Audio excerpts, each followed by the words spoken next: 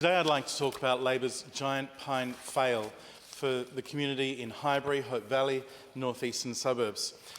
Giant pine scale is an invasive insect pest. It saps the sap as well. It sucks the sap from pine trees, and it's from Asia and Eurasia and Europe, but it is now infecting the northeastern suburbs of Adelaide.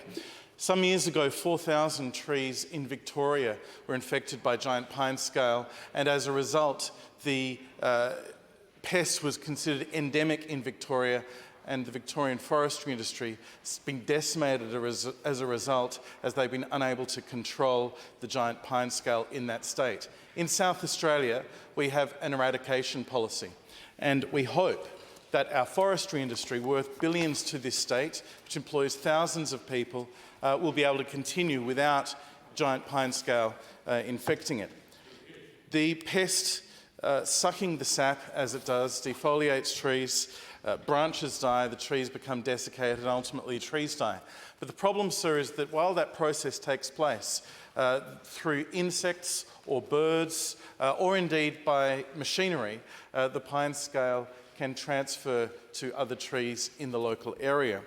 When these pests are found, as they were in 2023 in Highbury and Hope Valley, around the Hope Valley Reservoir, Silver Lake Reserve, the Elliston Reserve, the Highbury Aqueduct Reserve, the process undertaken, supported by the expertise of PIRSA, is to remove the trees. The destruction of the tree is the only way that the pine scale can be killed and chipped up and left on site, ultimately until the pest is dead. Further, the surrounding trees as well, given the capacity for insects to move the pest around to surrounding trees.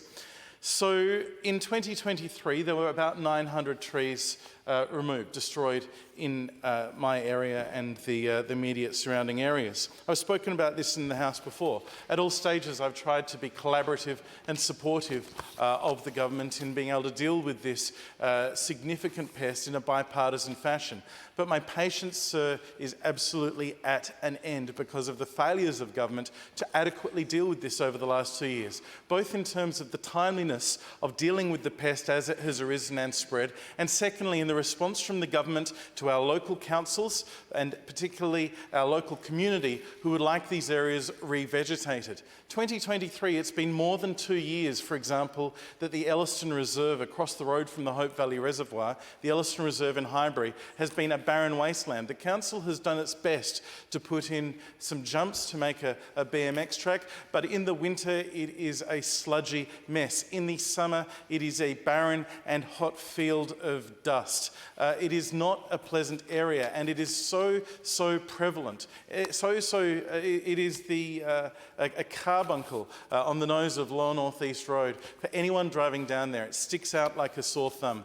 And the government just says, well, this is the responsibility of the Tea Tree Gully Council if they wish to revegetate it. A paltry $150,000 for Elliston Reserve. It's not enough. Meanwhile, at Hope Valley, we understand that there are another 700-odd trees to be removed in the coming year on top of the 1,400 that have now been taken, but yet clearly those have not been taken in a timely enough fashion. The laxity of the government response in removing these trees has put further trees at risk, has put at risk our forests further afield as the pine scale can be picked up by birds and transferred across.